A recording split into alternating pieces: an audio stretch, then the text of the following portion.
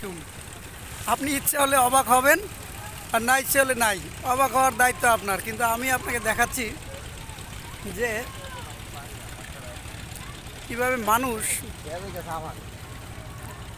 এখানে কত কষ্টে বসবাস করে।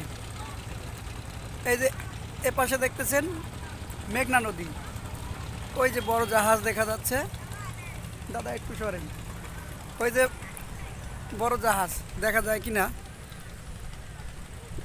ওই যে জাহাজে আপনার গ্যাসবাহী জাহাজ যাচ্ছে। আর এই যে নৌকোগুলো, এই যে নৌকোগুলো মাছ ধরে বিভিন্ন জায়গায় পরিবহন করে। কিন্তু আমি যেটা দেখাতে চাই, এই যে বাড়িঘরগুলো দেখেন, এই যে নদীর একেবারে সাথে, একেবারে সাথে।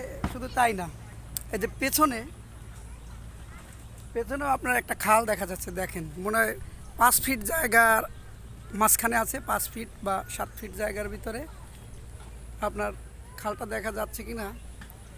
ওই যে খাল দেখা যাচ্ছে, ওই যে নৌকা, 7 ফিট জায়গার ভিতরে এই লোকগুলো বসবাস করে।